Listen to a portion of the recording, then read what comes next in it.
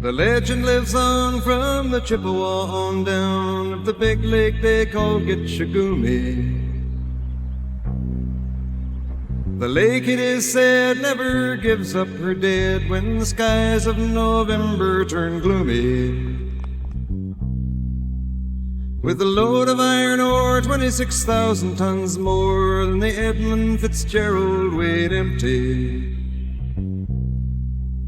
That good ship and true was a bone to be chewed when the gales of November came early. The ship was the pride of the American side, coming back from some mill in Wisconsin.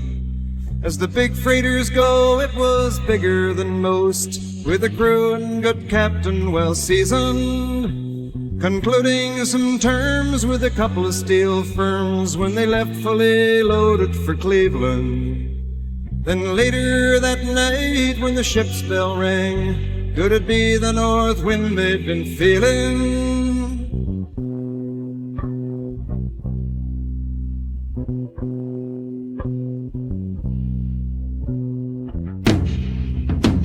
The wind in the wires made a tattletale sound, and a wave broke over the railing.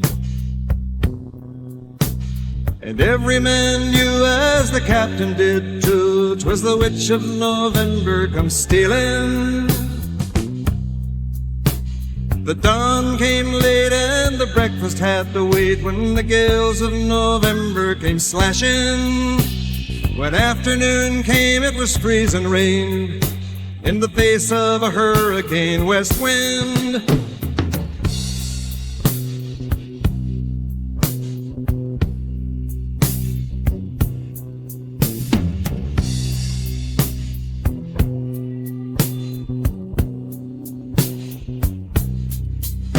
When supper time came, the old cook came on deck saying, "Fellas, it's too rough to feed you."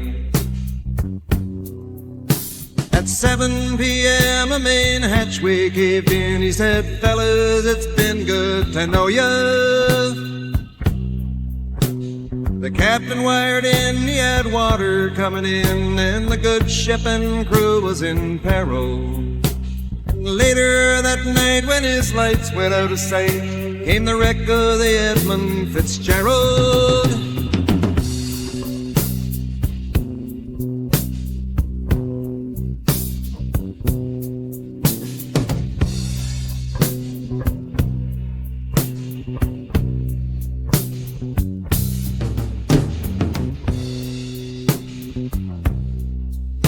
Does anyone know where the love of God goes when the waves turn the minutes to hours? The searchers all say they'd have made Whitefish Bay if they'd put 15 more miles behind her. They might have split up or they might have capsized. They may have broke deep and took water. And all that remains is the faces and the names of the wives and the sons and the daughters.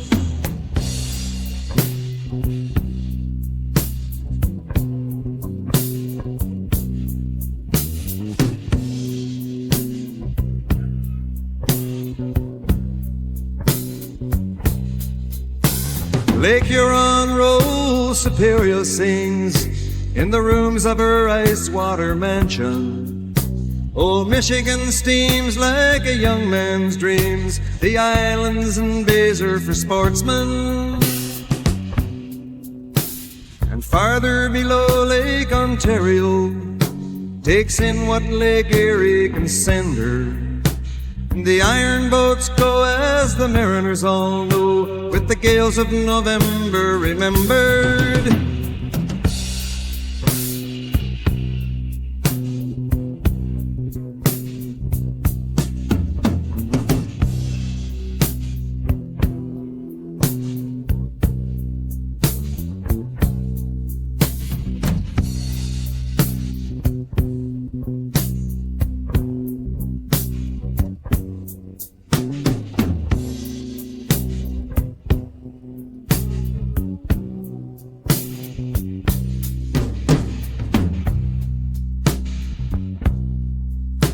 In a musty old hall in Detroit, they prayed in the Maritime Sailors' Cathedral. The church bell chimed till it rang 29 times for each man on the Edmund Fitzgerald. And the legend lives on from the Chippewa on down of the big lake they call Gitchagumi.